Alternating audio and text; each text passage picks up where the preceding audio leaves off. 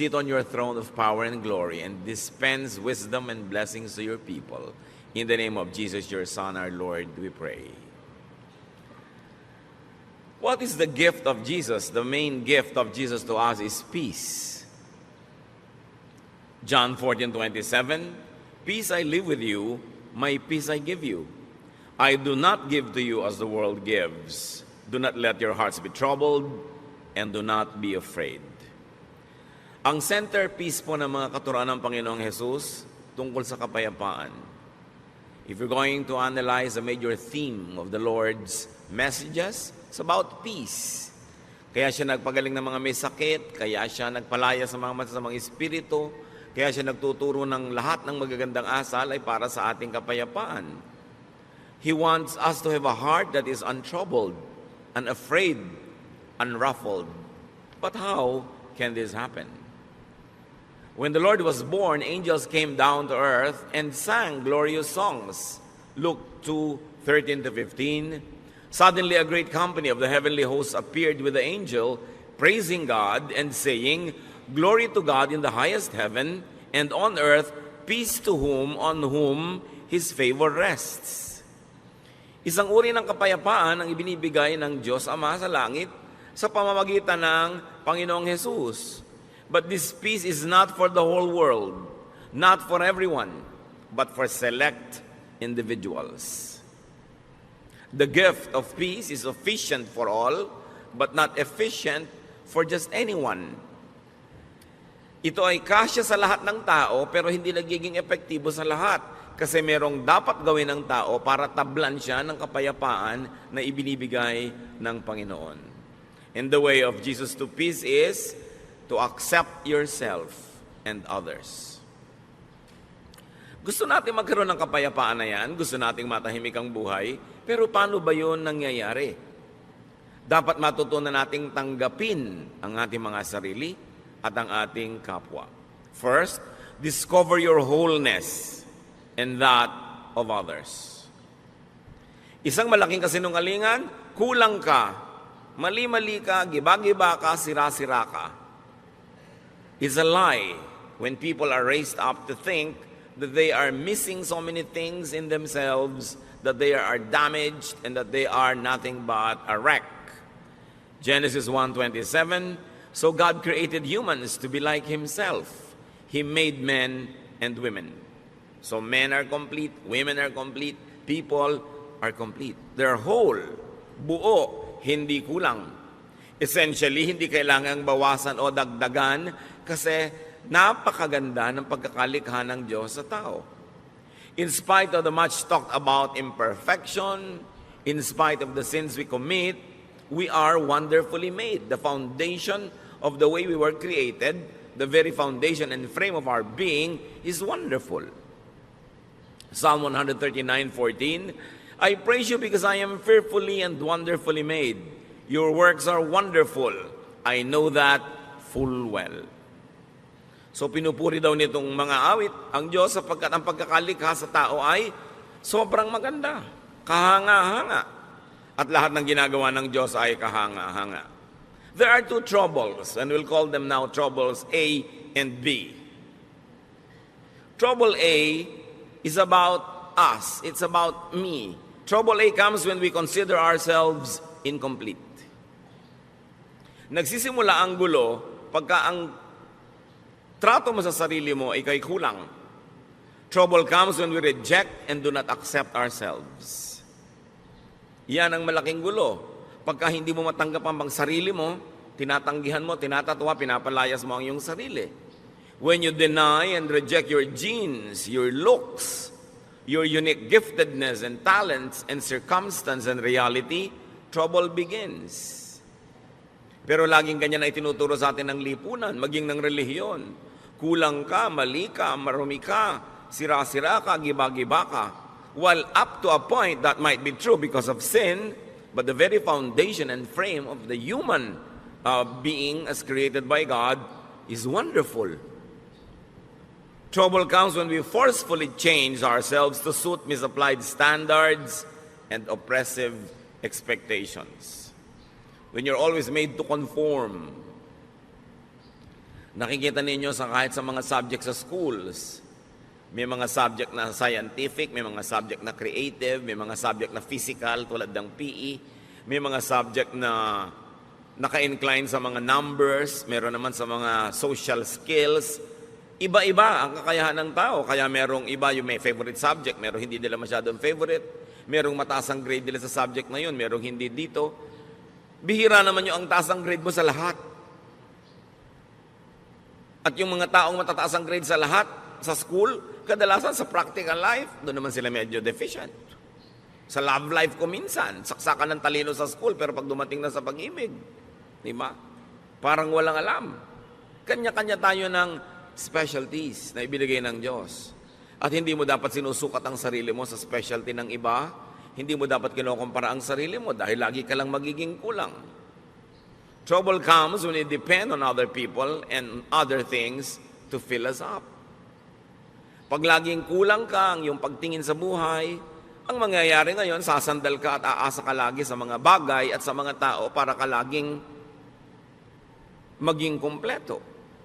At pagka lagi na ikaw ay naniwala na kulang ka talaga, wala kang kwenta, hindi ka karapat-dapat, what will you do all your life? To strive to be liked, to be accepted, to be praised, to be admired, to find your value in how other people measure you. Sa simula pa lang, it's headed for disaster. Kung nagsisimula ka pa lamang sa buhay mo, nang iniisip mo na agad, kailangan mo ng ganito, kailangan mo ng ganon, kailangan mo umasa kay kuya, kay ganito, kay ate. Dahil kulang at kulang ka, ano mangyayari? Lagi kang naiinggit, lagi kang maninibugo, lagi kang kulang.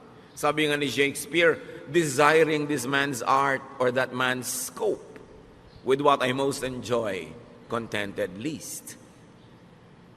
Lagi mong hinahangad yung talento ng iba, galing ng iba, yaman ng iba, at hindi mo makita yung mabuti tungkol sa iyong sarili. So ang lagi mo na lamang hinihingi sa mga tao, come into my life, change me, complete me, fill me, make me whole. At yan ang fantasy ng romance. When a girl is made to feel that she is nothing but a missing rib that has to be found. When a man is always to be made to feel that he has a missing rib that he has to find to complete him. As we have always emphasized, union in marriage makes you one with somebody in a partnership. But even before that partnership, even you don't have that partnership, you are one, you are whole, you are not one half. Yan ang fantasy ng romance and sometimes yan din ang fantasy ng religion. No? Nakalahati ka lang. No, nilikha ng Diyos ang tao buo. Kahit si Adan nilikha niyang buo. Sabi lang ni Lord, it's not good that he's alone. Sabi ka ng kasama para mag-enjoy. Pero isa siyang taong buo. Hindi niya kailangang umasa sa ibang tao para sa kanyang pagiging buo. Anong nagiging bunga pagka tayo ay laging umaasa sa iba? Dependence. And dependence brings about addiction.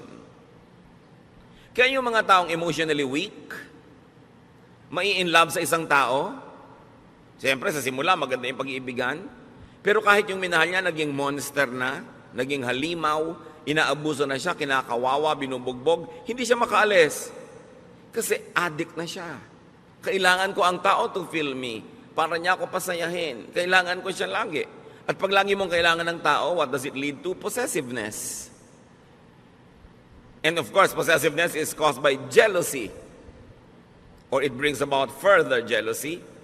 Kaya yung mga taong sobrang kailangan ng kapwa-tao, seloso. Huwag kang tumingin sa kanya. Huwag kang makikipag-usap doon. Sa akin lang, sa akin lang. Kasi pag nawala ka sa buhay ko, hindi ako mabubuhay. Isang malaking kasinungalingan. Pinanganak nga, wala yung taong yan eh. At kung yung kinahuhumalingan mo ngayon, na-meet mo nung 18 ka o 24, anong ginawa mo bago mo siya na-meet? Hindi ka buhay? Buhay ka nun. Mabubuhay ka before a romance, without a romance, or after a romance. Huwag kayo masyadong nagpapaulol sa mga fantasy ng mga Valentine's cards. No? Kaya ka nagiging dependent sa tao. And when you're always jealous, you become fearful. And because this person, no matter what he does or she does, cannot really give you what you want, because what you want does not exist. It's a fantasy. You will always have frustration. Kaya ang saya-saya nitong bride, blushing bride, marching down the aisle para ikasal. After 3 months, nagngangal-ngal na. Hindi niya maibigay sa akin ang aking pangangailangan. Yun, ang tingin mo sa tao mo, taga-fill sa iyong pangangailangan. Di ba? Magngangal-ngal ka sa harap ng lahat. Dahil hindi na-fill ang iyong expectation. It leads to a fruitless and endless search. And it leads to a symbolic hell or evil spirits in your life. Trouble B is about the other person. Remember yung trouble A, kulang ako, punuin mo ako, kailangan kita. Trouble B naman comes when we consider others, especially people close to us, as incomplete and substandard. Daddy, kulang ka. Husband, kulang ka. Kailangang punuin kita. Wala kang utak. Ako ang may utak. Ilalagay ko yung isip ko sa loob ng utak mo. Diba? Wala kang diskarte. Ako meron. Hindi ka marunong. Ako meron. Ito ang lagi natin ginagawa sa mga partner. Ginagawa ng parents sa mga anak. Anak, hindi mo alam kung anong bagay sa'yo. Huwag kang mag-aral niyang arts. Walang pera dyan. Pity. No? Yung marunong pa yung magulang doon sa anak kung ano yung gusto ng anak. No? Lagi natin sabing, akong nakakalam niyan, hindi ikaw. Ang mga sons and daughters, marunong pa rin sila sa magulang nila. Dapat ganitong palakad ng bahay natin, ganitong palakad ng ating mga pamumuhay. Mga kapatid na hindi magkasundo. No? Dahil dapat ganito ka, kamukha kita. Mga magkakaibigan. Huwag mong kainin yan. Ang kakainin natin, yung gusto ko ang tama. Kulang ka, ako puno, pupunang kita. Another lie.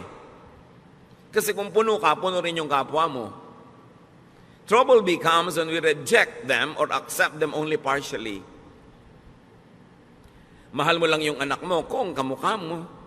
Mahal mo lang yung anak mo kung yung mga talent niya, gusto mo, pag iba na yung talent niya, ayaw mo na siya. So hahanap ka ng ibang anak na paborito na kamukha mo.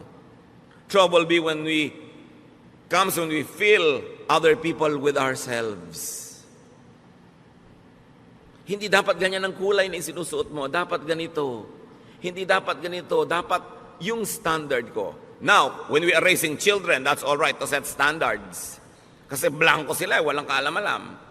Pero oras na yung tao na de-develop na yung personality, we allow them to be how God wanted them to be. Kung paano sila nilikha ng Diyos.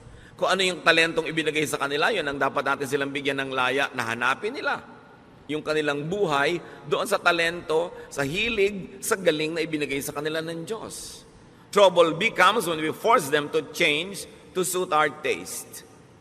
And all of this, major issues happen between husband and wife.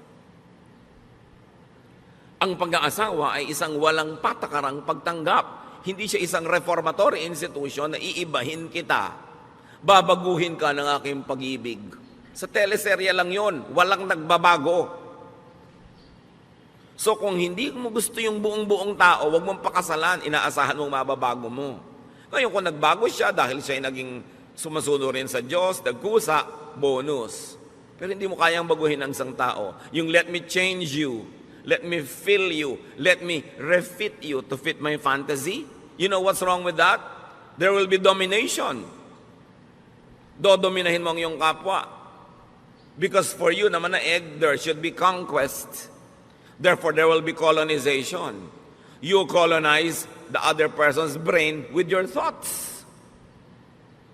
Gusto mo mag-isip siya tulad mo. Gusto mo thoughtful siya sa ganitong bagay. Hindi niya kakalimutan ng ganitong bagay. Hindi siya maalalahanin. Although it's not an excuse, pero generally speaking, di ba, mas mahilig yung mga babaeng makaalala ng mga anniversary, mga birthday, pati sa iksi na mga relasyon ngayon, monthsary na lang Kasi baka hindi na makaabot ng anniversary na isang taon. Weeksary, no? Baka mamaya may hoursary pa. So, mas particular talaga yung mga babaeng maalalahanin. Lagi na lang gusto maalala yan ni husband. Although, mag-effort naman yung mga husband maalala. Pero dapat mong tanggapin na iba ako, iba siya. Maalalahanin ako siya, hindi. Pero may iba siyang katangian. Pag gusto mong baguhin ang kapwa mo para maging kamukha mo, kamutin lahat ng kati mo sa buhay kung saan siya makati, di ba gagamitin mo lang siya, hindi mo siya tinatanggap bilang tao. And this is the problem in marriage. Because the moment you try to dominate another person, natural instincts will surface. There will be resistance, rejection. There will even be subversion. Laging gustong-gusto mo, ganito siyang oras umuwi. Laging ginagabihan, talaga lang to subvert you para hindi ka makapanaig. Idine-defend kasi nung tao yung kanyang sariling pagkatao. There will be defense. And sometimes there will even be offense. Therefore, warfare. Hell again, evil spirits plaguing your life. What is the way of Jesus to peace? Accept yourself. Great peace follows when we accept ourselves. It does not mean that we will not improve ourselves. It does not mean that we will allow ourselves and tolerate ourselves to be sinful and to be wrong and to be substandard. But you begin everything by accepting yourself. We become more comfortable with ourselves in relation to others.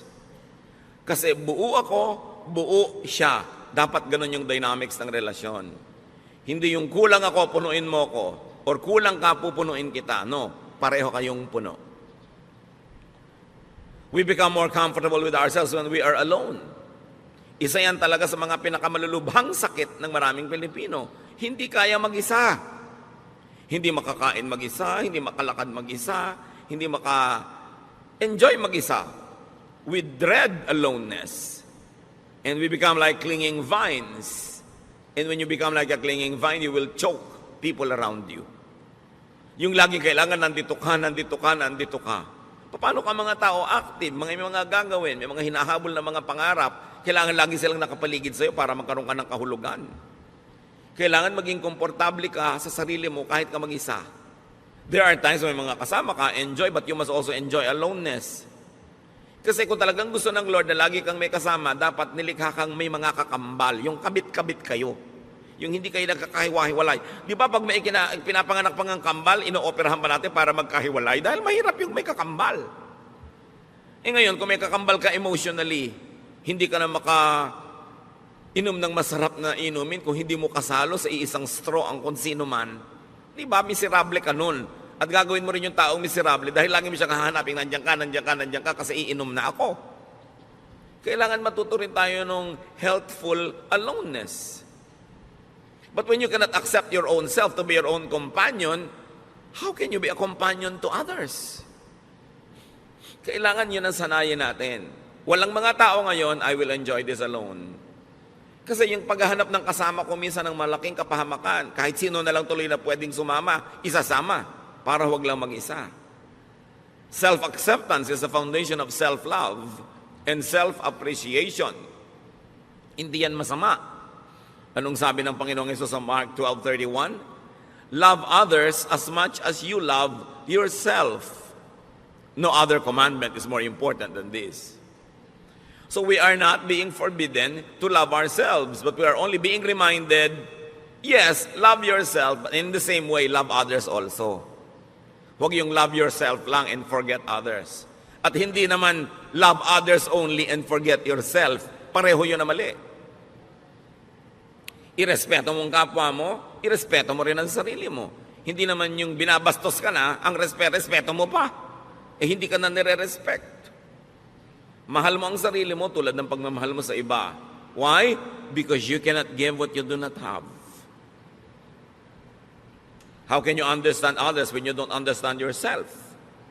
How can you be kind to others when you're not kind to yourself? How can you love others when you don't love yourself? Self-acceptance is the foundation of self-tolerance. At mahirap to be intolerant to your own self. May mga tao, lactose intolerant. Hindi sila pwedeng uminom ng gatas. Kung intolerant ka sa sarili mo, yung sarili mo hindi mo matanggap, hindi ka pwedeng mapag-isa, ano mangyayari? And self-acceptance is the foundation of genuine self-forgiveness. Many people cannot forgive others because they also never forgive themselves. So, pinahihirapan nila ang sarili nila, pinahihirapan din nila ang kanilang kapwa. Self-acceptance is the foundation of healthy autonomy.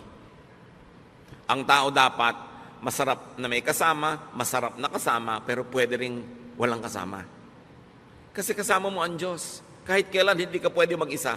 Kasi tinitirhan ka ng Espiritu ng Diyos. Kumisan nga, lagi ka may kasama, hindi ka na tuloy magkaroon ng oras sa makipagsarilinan sa iyo ang Diyos dahil laging may abala. Laging may iba. We should learn healthy autonomy. When we accept ourselves, when we realize our wholeness, we do not excessively depend on and attach to people and things. We socialize, we enter relationships for additional enjoyment, for mutual upliftment, not for dependence. Dapat papasok ka sa relasyon, makikipagnobyo ka, mag-aasawa ka, makikipagkaibigan ka, hindi para ka may sandalan at hindi rin para meron kang buhatin. Pareho kayong nakatayong mag-isa, nabubuhay, gumagawa ng paraan, naghahanap buhay, nag-aaliw sa sarili, nagpapasaya sa sarili, nagpo-produce sa mga bagay. Tapos, you share for enjoyment. You share for additional happiness and additional joy and pleasure. Pero hindi ka nakikipagrelasyon para kasumandal o sandalan. Nagtutulungan kasi pampadagdag sa buhay. You are a whole, wonderful. You are an individual, an autonomous unit. Kita ninyo, bakit sabi nila marami daw ng mga Pilipino nag-i-enjoy ng close family ties? Bakit daw ang mga communities natin close ang ating mga relationship? Poverty forces us to be close. Siyempre, kailangan mo makisama sa kapitbahay mo dahil pagka nanganganak yung asawa mo sa madaling araw, makikisakay ka sa tricycle ni Mang Tomas. So pagka naglilinis si Mang Tomas, tutulungan mo siya. Ang ganda ng samahan nyo. Pero subukan mo lahat kayo, may kanya-kanyang tricycle. Ganun ka pa rin kaya ka nice? Nakikisama ka sa neighbor mo, nagpapadala ka ng ulam pag nagluto ka, para pag nagluto din siya, mapadalang ka. Pero kung lahat kayo bumabaha sa pagkain sa inyong mga kusina, will you still be that close? Close sa mga magkakamag-anak, magmano ka sa tiya, mangupo ka. Kasi makikitira ka sa kanya pag nag-aral ka ng college. Pero kung may kanya-kanya kayong bahay, ganun pa rin kaya ka nice? Dapat ganun pa rin nice or better. Doon mo lang malalaman na nice ka talaga. Kasi nice ka, hindi dahil lang umaasa ka o sasandal o may kailangan ka sa kanya. Kaya tingnan nyo ang nangyayari sa mga komunidad na yumayaman at umuunlad, nababawasan yung pakikipagkapit-bahayan, which is negative. Dapat hindi ganon. Kaya si Aling Junicia ayaw tumira sa Forbes Park. Ang tataas daw ng mga pader, wala daw kapitbahay. Siyempre kasi hindi mo naman kailangan ng neighbor mo, may kotse ka, kung may pangangailangan ka, may sarili kang gym, may sarili kang ganito, may mga katulong ka, you don't need to be nice to your neighbors. But poverty requires you to be nice. Poverty makes people stick to each other. Now, translate that to emotional poverty. When you're emotionally poor, you always want people around, you will cling because you need and you want help. Kaya dapat mapayaman mo yung sarili mo emotionally to the point na, I don't need you to live, but I want you to be around because I have a lot of love to give to you. And because you are nice and I enjoy your presence. Pero hindi dahil hindi ko po maiwan ang asawa ko kasi wala po ako hanap buhay. So kung meron ka pala, iniwan mo na matagal na, no?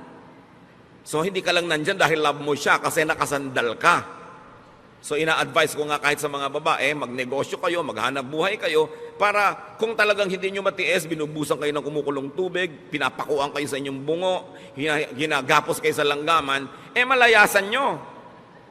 Hindi ako makalayas dahil wala akong kakainin, wala akong gagasin. So hindi mo lang kanyan dahil mahal mo kasi dependent ka. At kung economically dapat autonomous ang tao, dapat autonomous ka rin emotionally. Hindi ibig sabihin magpapader ka na, hihiwalay ka na dahil hindi mo na kailangan. Pero pagka hindi mo kailangan yung neighbor mo, tas hindi ka pa rin nagpader, nakikipagmabutihan ka pa rin, ibig sabihin, genuine. Yung pakikipagmabutihan mo, walang ulterior motive. Kaya sobra ang pakikisama system natin sa Pilipinas kasi umaasa tayo sa kapwa. Kaya tingnan nyo yung mga financially independent, hindi na masyadong nakikisama. Kasi hindi ka na nila kailangan. Pero hindi yun ang dapat mangyari. Hindi kita kailangan, pero nakikisama pa rin ako sa iyo kasi nice ako talaga at nice ka rin naman at mas masarap yung buhay na magkakasama tayo. Yun yung si Adan it's not good to be alone. Pero pwedeng alone. In other words, people are additions to our happiness, not a wall to lean on. Kung yung titingnan yung mga asawa, kamag-anak na nandyan lang kasi dapat kong asahan. Strive to be autonomous. At saka yung mga asawang babae na walang ka-income pero tumanda na kayo, nagka-losyang-losyang sa pagtatrabaho sa bahay, ang totoo niyan, dapat binibigyan kayo ng allowance ng asawa nyo na inyo talaga. Di ba? May allowance sa mga bata, but ang wife walang allowance. Ang ibinibigay mo, pamalengke. That's for all. Yung siya, paano? Di ba? Tapos birthday niya, reregaluhan mo pa ng magandang kaldero para maipagluto ka na naman niya ng masarap. Bibigyan mo ng kalan, ng refrigerator. Ang wife, pag nireregaluhan, yung pang kanya, hindi yung pang lahat. Kasi regalo mo rin sa sarili mo yun kung kalan. Diba? Kailangan yung pang kanya. At kung sasabihin, ako naghahanap buhay, subukan yung mga wives, huwag kayong gumawa sa bahay. Kung may isuot yung mga asawa nyo pagpasok sa opisina, kumedat ng pagkain, siya ang magbayad ng mga Meralco, pumila sa mga bayarin na tubig, subukan nyo. Kaya dapat yung mga wives, may sariling allowance yan. Para hindi naman kung bigla gusto kayong layasan, walang pamasahe. Gusto magpakamatay, hindi makabili ng lason. Kasi talagang walang kapera-pera. You should strive to be autonomous. So that you say, husband, I stay because I like, not because I need you. Not because I depend on you. It's a distorted kind of relationship. So poverty reduces people. Emotional poverty also reduces people. Kaya dapat pinapaunlad mo yung buhay mo economically, pinapaunlad mo yung buhay mo emotionally, kaya mong tumayo sa sarili mong mga paa kasi nilikha ka ng Diyos buo. Tingnan niyo yung babae na nakapanayam ng Panginoon sa balon. Paborito kong karakter na to kasi yung buhay niya talagang tayo yun John 4:15-18.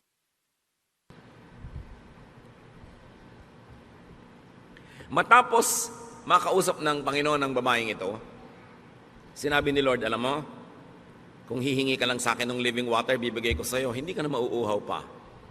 The woman said to him, Sir, give me this living water so that I won't get thirsty and have to keep coming here to draw water. He told her, Go, call your husband and come back. I have no husband. She replied. Jesus said to her, You are right when you say you have no husband. The fact is, you have had 5 husbands, and the man you now have is not your husband. What you have said is quite true. Bakit inungkat ng Panginoon yung tungkol dito sa mga lalaki sa buhay ng babaeng ito? Kasi sabi ng babae, bigyan niyo po ako ng living water. Yung hindi na ako mauuhaw uli. I want this living water so I won't have to be thirsty again. So the Lord had to tell her what she did not need. The point Jesus was making, the woman had been deceived into believing that she was incomplete and that she needed men to complete her. Sabi niya, gusto mo maging complete? Tanggalin muna natin yung mga abala sa utak mo. Tawagin mo yung asawa mo. Yung wala po ako asawa. Tama ka. Kasi yung 5 lalaki nagdana sa buhay mo, hindi mo mga asawa. At yung lalaki ngayong nasa buhay mo, hindi mo rin asawa. Bakit ang dami mong lalaki sa buhay? Kasi akala mo, hindi ka mabubuhay nang walang lalaki. Kaya nakaka-anim ka na. 30 years from now, siguro magiging 4 na po na yan. Hanggang kaya siguro ng naturalesa mo, dadami pa yan ang dadami hanggang magkalasog-lasog ka na. Tapos mamamatay ka na lang, hindi mo pa nakita yung hinahanap mo. Kasi akala mo, makikita mo sa romance. Sabi niya, ang tunay na kailangan mo, nasa kalooban mo lang, kailangan mo ma-rediscover dahil yung tubig na yun nasa loob mo, bukal. Tanggalin mo yung bara para bumalong, lumabas yung tubig, at hindi ka na mauuhaw kahit kailan. Huwag kang umigib kung kani-kaninong balon, sumalok kung saan sa ang ilog, kasi lagi ka lang mauuhaw. Because you think that you need people to fill you, it leads to addiction, and it becomes hell. Iba-iba lang tayo ng mga addiction. Yung iba ang addiction nila, bag. Umaapaw na yung bahay nila, wala ka na matulugan sa dami ng bag ni Mrs. No? Hindi na sila makapamili ng masarap na pagkain dahil puro bag. Kung pwede lang sanang isigang, iihaw, ilagay ang mga bag na yan. Busog pati kapitbahay. Iba-iba lang. Si Mr. naman, kung minsan ng addiction, kung barel o belt o pomada, no? Kung ano man yun. Kanya-kanya tayo ng mga addiction. There's a sense of incompleteness. An addiction to things and to props and to money. Luke 12:15, then he said to them, Watch out, be on your guard against all kinds of greed. Life does not consist in an abundance of possessions. Kaya alam nyo, ang buhay, hindi yan pinupuno ng mga ari-arian. At yung possessions na yan, bagay man o tao, tulad ng babae na to, nakakaanim na ng asawa. Sabi, hindi yan ang buhay. People get deceived that they need many things to be whole. Kaya may mga kolekta ng kolekta. Pag tumanda naman, hindi malaman kung ano ipapamana. Kaya kailangan branded signature accessories. Kailangan expensive bag and shoes. Estudyante, wala pang trabaho. Ang gusto pa yung cellphone, yung ang mahal-mahal. Yung may lumalabas na bread toaster. Anak, wala ka pang kita. Ang yabang-yabang mo na. Tapos yung kayabangan mo, mga estudyante ring tulad mong wala ring kita. Ba't mo kailangan yan? Para kasikat? Marami mga tao, kailangan naman nila bahay. Kailangan ganda-gandang bahay. Napunta na sa bahay lahat ang kinita. Wala nang pinuntahang iba. O kotse. O kuminsan naman, hindi ka masaya sa height mo, talaga naman kahit na madapa ka na, high heels. Kulang pa yung heels dun sa takong, kailangan lagi pa na mag-heels sa toes, kaya talaga nakatungtong ka na halos sa isang hollow blocks. Hindi ka na makalakad. Yung iba talaga hindi kontento sa ilong nila, kailangang taasan, kailangang kitiran, kailangang bawasan ng panga, kailangang bawasan ng baba, kailangang liitan ng mata, etc., etc. Laging kulang. Sign that you don't accept yourself. Ngayon, hindi naman masama yung up to a point, a little improvement here and there, pwede nanganib na yung buhay mo at namatay ka na sa operating table dahil bina-vacuum ang mga body parts mo. Parang dangerous na yun. Ano sabi niya sa 1 Peter 3:3-4? Don't depend on things like fancy hairdos or gold jewelry or expensive clothes to make you look beautiful. Kita nyo yung look. Actually, hindi ka beautiful. You only look beautiful. Sabi niya, be beautiful in your heart by being gentle and quiet. This kind of beauty will last, and God considers it very special. Huwag nyo namang lihim tanggalin yung mga baon-baon yung hikaw. Hindi naman masamang maglagay, pero sabi, huwag nyong iasa ang kagandahan nyo dyan sa mga yan.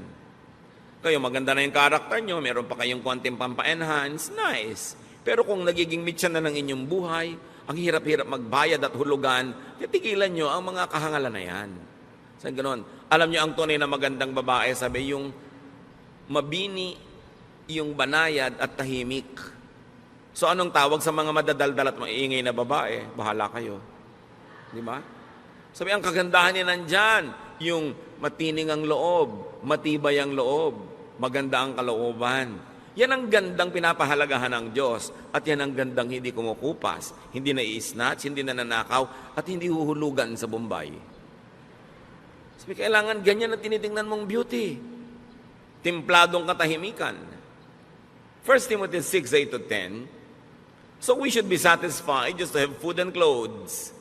Ibig sabihin, we should be satisfied with basic things. People who want to be rich fall into all sorts of temptations and traps. Yung rich, pwede niyong palitan ng people who want to be beautiful or sexy or fairy white, o kaya people who want to be tan. Lahat ng gusto niyong palitan sa inyong sarili fall into all sorts of temptations and traps. They are caught by foolish and harmful desires that drag them down and destroy them. The love of money, or you might say the love of other props, the love of cosmetic surgery, causes all kinds of trouble. Some people want money so much that they have given up their faith and caused themselves a lot of pain. Kung kailangan, tanggapin mo yung sarili mo. Kung may konti ka lang may improve na hindi sobrang magastos, hindi dangerous to your health at easy to maintain, pwede. Pero kung magiging pasanin mo sa buhay, yung sa dami ng operasyon mo sa mukha, tawang-tawa ka na, sabi mo pa. Kasi hindi ka makatawa dahil mapipilas yung pisngi mo, parang kawawa ka naman. Diba? Yung hindi ka na makahinga dahil sobrang niliitan na yung butas ng ilong mo. Dati isang hinga mo lang, kahit 1 week na oxygen, nasa lungs mo na. Ngayon, hirap na hirap kang suminghap. Para ka ng bisugo na tinanggal sa tubig. Ang hirap naman nun. Diba? So dapat yung easy to maintain. Huwag yung kung ano pinaglalalagay mo sa loob ng katawan mo, tapos pagka lumilindo, lumilipat-lipat kung saan-saan, nakakaiba-iba korte ng katawan mo. Tapos, wala namang maawa sa'yo. Ang totoo, halos walang maawa, although kawawa. Kasi alam niyo yung iba kung ba't di naaawa? Inggit. Kasi naglagay ka, nadaig mo sila kahit sandali lang, kaya ikikriticize ka.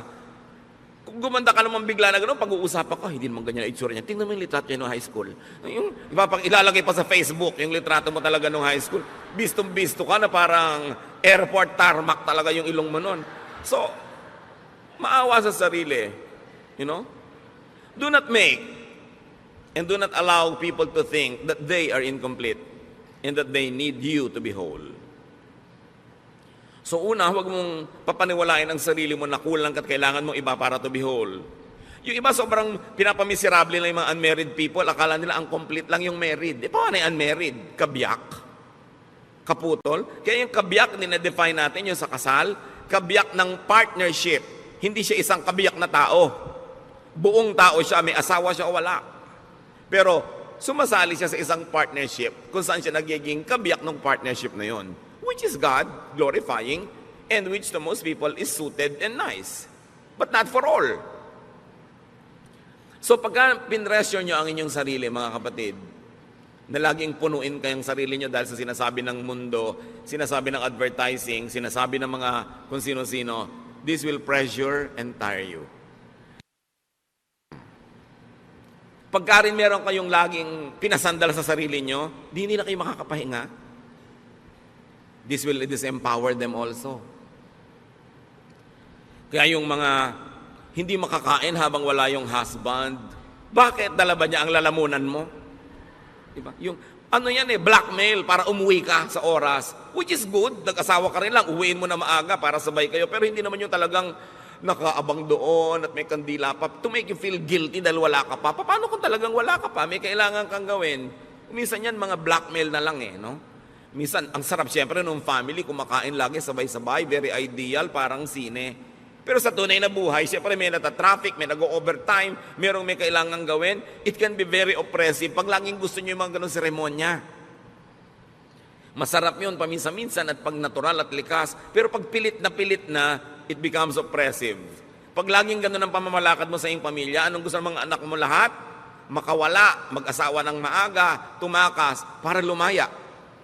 Kasi maraming opresyon. So, parents, spouses, do not drill into people's minds that they are incomplete, that they are defective or unfit or ugly or poor. Alam niyo kung sino gumagawa nun? Advertising. Hindi dapat ginagawa yun ng magulang. Kulang ka, kailangan mo itong produkto namin. Kaya mga magulang, ganito lang ang grade mo, ganyan lang ang grade mo.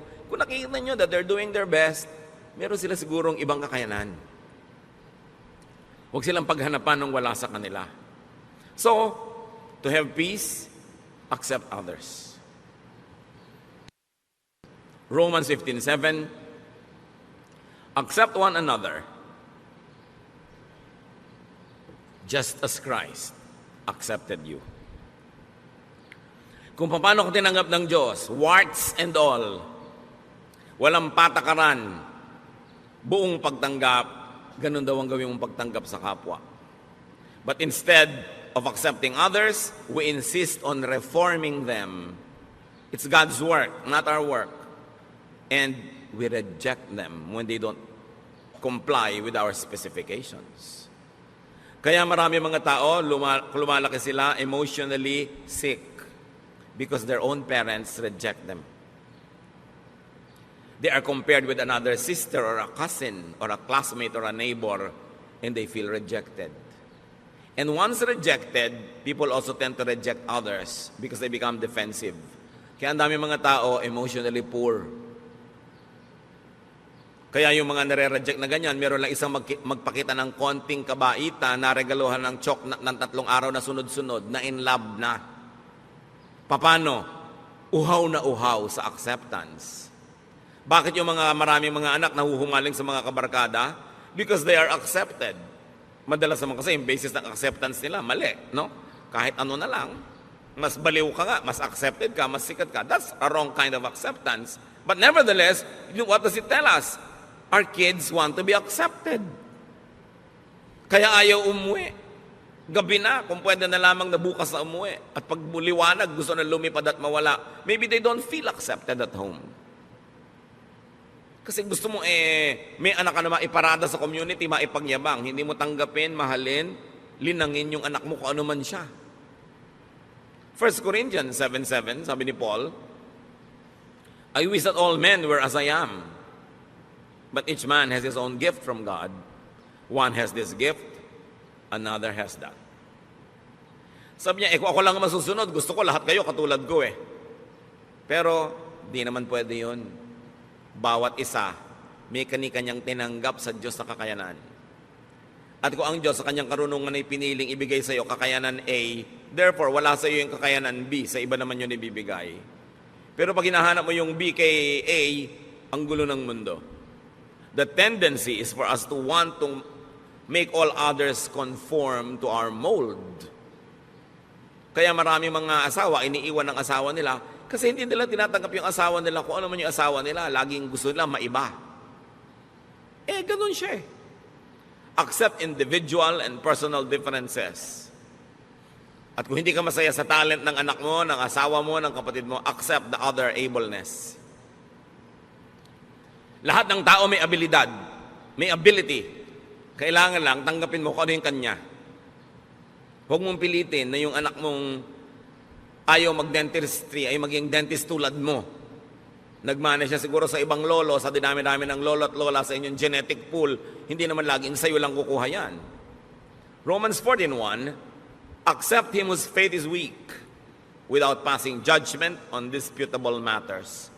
Here, sabi, accept religious differences. Accept spiritual differences. Not everybody is as mature as you. Not everybody has the same tendencies to apply a biblical verse the same way as you do. Sabi dito sa Romans 14:1, tanggapin niyo yung pagkakaiba-iba maging sa inyong spiritualidad. Hindi pwedeng uniform. Kasi iba-iba nga ang tao, iba-iba ang fingerprint. Romans 12:10, love each other and honor others more than you do yourself. So, find, accept, celebrate, and honor the true, the good, and the beautiful, so to speak, in every person. Bakit hahanapin mo yung iba, yung wala? I-emphasize mo yung napapangitan ka, may maganda sa kanya. Acceptance of others is the foundation of love, of appreciation, tolerance, and even genuine forgiveness. And here we go to the heart of the matter. Yung iba nagtatanong, bakit po nag-forgive na ako pero may pain pa? Bakit nagpatawad na ako pero may hapdi, may kirot? You have not forgiven. Probably you have only stopped being hostile. You have stopped the war. Probably you went into a ceasefire, but you have not really forgiven. That's why there's still the pain. You are able to truly forgive only when you truly know and understand and accept the person. Yung hindi, sige, pinapatawad na kita, pero sa mo, siguro nasigawan niya ako kasi gutom siya noon. Kasi mataas ang blood sugar niya. Kasi may monthly period siya. O kasi luka-luka siya. Di ba? Kasi may lahi sila noon. Kasi genetically, ganito sila. Nung naintindihan mo siya, doon mo ka ngayon huhugot ng pagpapatawad. Pero pag hindi mo naintindihan at hindi mo tinanggap ang kalagayan niya, ceremonial lang yung patawad mo. It's only a cessation of hostilities. It is only a declaration of a ceasefire. But forgiveness, real forgiveness, has no more anger. Well, you can be cautious. Hindi naman ibig sabihin you forgave, you forgot to be cautious na. You might want to avoid being the victim again because you're cautious, but no ill feelings. Siguro iiwasan mo na maulit o mabigyan siya ng chance ulitin yon, pero wala ka ng hapdi kasi naunawa. Kaya maraming magulang, kahit ang tingin ng mga ibang tao sa anak nila kriminal, mahal pa rin nila. Hindi, ang bait-bait ng anak ko. Kasi pinapanganak pa lang yon, pinaglilihi pa lang, tinanggap na talaga nung ina ko yung buong-buong pagkatao ng anak. Kaya pagka halimbawa, ang sungit-sungit ng anak, kasi alam nyo nung bata, nahulog yan sa duyan. Nahulog lang, naging ganyan. Galing sa 7th floor. Okay. So, naintindihan ko yung anak ko. So, intindihin nyo. Kaya hindi halos maubos ang pagpapatawad ng magulang sa anak kasi iniintindi. Kasi tinatanggap. So, kung may papatawarin kayo, huwag lang sabihin, sige, papatawarin na kita, tama na, tigil na. Unawain nyo yung buong dahilan kung ba't niya nagawa yung nagawa niya. At pag naunawa nyo yun, baka maawa pa kayo, mamahalin nyo pa. Ganun ang pagpapatawad ng Diyos. Dahil kilala tayo ng Diyos, alam niya yung genetic makeup natin, alam niya yung emotional and chemical situation ng buhay natin the moment that we run short of God's glory. That's why God understands, God forgives, and God loves. Kaya ang sabi, as God forgives you, you forgive one another. Para hindi yung nagpatawad ka kunwari, pero may dala ka pa rin dito, nakabaon. Pagka nakante, pagka na-provoke, lumalabas uli. Kasi hindi nang unawa. That is why many people forgive yet remain angry. There is no acceptance of the other person. Therefore, no forgiveness. Therefore, no peace. Ang tunay na pagpapatawad nangyayari lang pagka tinanggap mo at doon ka lang nagkakaroon ng tunay na kapayapaan. How does that happen? How to get on the Jesus way of peace through acceptance of self and others? Now, this teaching is not easy to understand or follow. It takes a new mindset to appreciate and obey this. Hindi ka makakapagpatawad, hindi ka makakatanggap ng kapwa hanggang hindi mo iniiba ang korte ng iyong utak. So how do you get God's peace? Through acceptance of yourself and others. Change your mind. It happens in the mind. Change the way you think. Change your principles and lifestyle. Romans 12:2, let God change the way you think. Then you will know how to do everything that is good and pleasing to Him. You want to be able to forgive? Change the way you think about the person. Change the way you think about yourself. Change the way you think about what proper is and what it is not. Change the way you think about your expectations. Accept the person as you would accept yourself. Then you will begin to understand and you will have the power to forgive because it comes from deep understanding. Anong reaction ng mga tao noon kay Jesus sa kanyang mga turo na to? Pinoy, tinuturo niya, love your enemy, feed your enemy, forgive. Mark 1:27, the people were so amazed that they asked each other, what is this? A new teaching and with authority. Ya, iba to kakaiba. Libong taon na yung relihiyon nila, hindi naman sila natahimik. Kaya sabi niya, iba to. May kapangyarihan ang kanyang mga sinasabi. It's a new way of thinking. That's why it's a New Testament. That's why it's a new covenant. Matthew 18:3, and He said, I tell you the truth, unless you change and become like little children, you will never enter the kingdom of heaven. So you might want to apply that to eternal security and salvation and exemption from hell. Apply it as much as you want. But I suggest that you also apply it this way, that unless you begin to think in a new way, you will never enjoy heaven on earth. You will never have paradise. You will never have peace. If you insisted on thinking the old way, you can never have the peace that Jesus wants you, because it is a new arrangement, a new idea that requires a new mindset. To have heaven, peace, contentment, rest, one has to be a child again. One has to restart from the beginning. One has to be reprogrammed. In a manner of speaking, one has to be born again. To rediscover, revive, and nourish God's reign in his or her heart. Kailangan madiscover mo uli yung sarili mo na, oo nga pala, doon sa kaloob-looban ko, ako'y isang buong tao. Nilikha sa wangis ng Diyos. Na ang Espiritu ng Diyos ay nananahan sa akin. Ba't kailangan kong humanap ng pag-ibig, ng pagmamahal, ng kasiyahan sa iba? Kailangan munang pumasok ako sa loob ko. I must travel into me, discover what God has placed there, nourish it, and let it sustain me. And when I'm already overflowing with love and kindness and goodness, because I've already known and accepted myself, and I know God is in me, then I will socialize with people, I will relate with people, because in that case, I will be full of kindness, not just full of wicked expectations.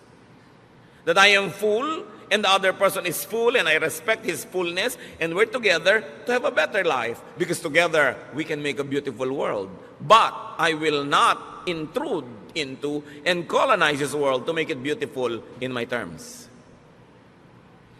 Pagka ganun ang iyong asal, people will love to have you around. And you will love to be around people. So change your mind unto peace and restfulness. Matthew 11:28-30. Sabi ni Lord, "Come to me, all of you who are weary and burdened, and I'll give you rest." Pagod na kayo? Pagod na ang puso nyo? Pagod na kayo magalit? Pagod na kayo magsikap magpatawad? Pagod na kayo na matahimik ang buhay nyo? Pagod na kayo sa paghahanap ng mga pangarap nyong pag naabot nyo ay biglang naglalahong parang bula? You're tired of chasing rainbows? You're tired of repairing all the broken toys in your life which never get fixed? Come to me. I'll give you rest. Learn from me.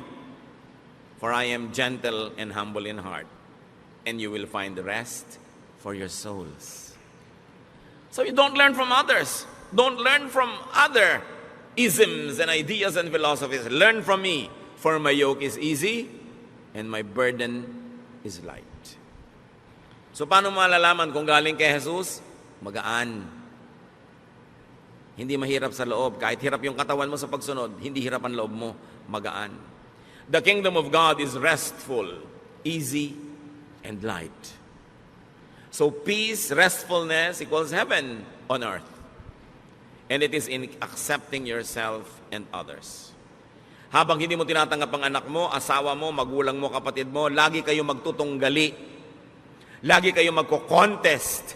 Mag-uunahan kayo kung sinong masusunod, kung sinong mananalo, kung sinong mananaig. Stressful yan. Hindi ganyan ang buhay. When you accept yourself, you relax. You become less demanding and suffocating. And you become nicer and more open, more accepting.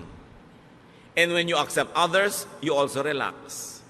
You become less intrusive, less judgmental and demanding. You become more forgiving. And they too relax. Everybody relaxes, masaya ang buhay. Deep and real forgiveness comes from unconditional acceptance and understanding. Change your mind and this can happen. Kaya kami problema sa asawa mo, may iniisip ka, hindi yun ang natutupad. May iniisip din siya, hindi yun ang natutupad. So ba't di nyo nalang palitan ang iniisip nyo? Kasi hindi nyo naman kayang palitan yung asawa nyo. Hindi nyo naman kayang palitan ang pagkatao niya. Palitan nyo na lang yung iniisip nyo, hindi sasaya kayo. Kaya ang sabi ng anghel, peace on whom God's favor rests. Kaya sinabi natin kanina, peace is not for everyone. Peace is not for the whole world. Well, it is efficient for all, or sufficient for all rather. It is efficient only for those who would appropriate it, those who would accept it and live by it. Ang kapayapaan ay hindi para sa lahat. Ito'y para lang doon sa willing na baguhin ang kanilang pamamaraan ng pag-iisip, baguhin ang style nila sa buhay, tanggapin ang mga sarili nila and improve from there, tanggapin ang kapwa nila, hanapin kung ano yung totoo, maganda at kaibig-ibig sa kapwa, contribute goodness to others, but do not colonize their minds, then there will be peace on earth. Ano mga kapatid, ang hindi nyo matanggap tungkol sa sarili nyo, hanggang ngayon, tanggapin nyo na, huwag kayong tatayo dyan ang di nyo pa tinatanggap, kasi sayang naman ang pagod na lalamunan ko dito. Diba? Kailangan tanggapin nyo yan, kasi sayang din na magiging pagod yun noong araw, at patuloy pa magiging pagod yung habang buhay, itinatago nyo yung kung anong totoo sa buhay nyo, ba't di kayo magpakatotoo? Di ba? Yung, lalo kung may edad na, huwag na kayo masyadong magkapal ng foundation. Lagi nahahalata kasi pagtawa nyo, nagkakrak-krak dito. Para kayong moryones. Di ba? Yung manipis na lang. Ganun talaga tumatanda ang tao. Di ba? Alangan namang tumanda ka, mukha ka manyi ka. Mapagkakamalang kang mangkukulam. Dahil ba't hindi tumatanda ang itsura mo, tanggapin nyo lahat yun. Accept the force of gravity. It rules us all. So, natural lang yun. Tanggapin nyo yan. Yung mga asawa nyo, tanggapin nyo talagang lumalaki na ang tiyan ni mister. Hindi ba? Pagka naman lumiliit yung tiyan niya, ninenervyos kayo, baka may nililigawang iba. Yung, tanggapin nyo yung anak nyo. What about you? Can't you accept? Accept it. Kasi yan kayo eh. Para kayo matahimik. Now, if you want to improve, improve. Now, accept everyone else around you.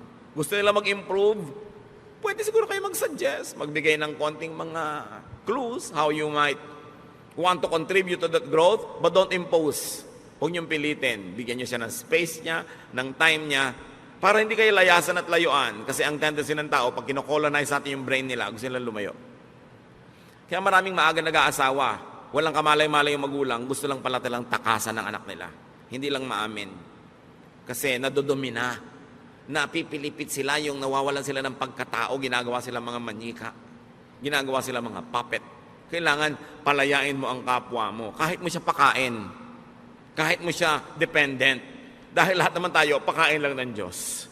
No? Talagang lahat naman ng mabubuting bagay sa Diyos din ang gagaling.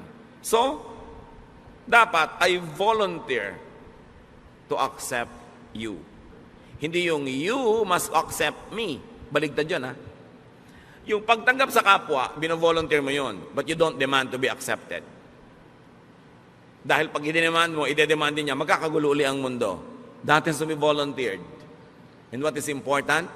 Tanggapin natin ang mga katotohanan, baguhin yung mga pwedeng mabago, improve yung hindi yung pwedeng ma-improve, pero yung talagang nandyan na, live with it and learn to be happy with it. And also with your loved ones. Ama namin sa Diyos, sa langit, aming Diyos. Salamat po dahil tinatanggap nyo kami. Salamat dahil nilikha nyo kami na wonderful, not to our credit but to yours. Salamat nyo likha nyo kami, Lord, na great. Because you're a great God and we are in your image, therefore there must be greatness in us. Turuan mo kaming mahanap yun, ma-celebrate yun, at tulungan mo rin kaming mahanap yun sa kapwa namin at ma-celebrate din namin yun. Magbulay-bulay tayo mga kapatid sa mga personal application ng ating mga pinag-aralan. At sa ilang sandali, take your time. Pag-isipan, ano nga bang mga dapat ko talagang tanggapin? At yung mga pwede kong baguhin para baguhin, di mabago. Don't demand others to change. Pray for them, inspire them, and they should change on their own as God enables them.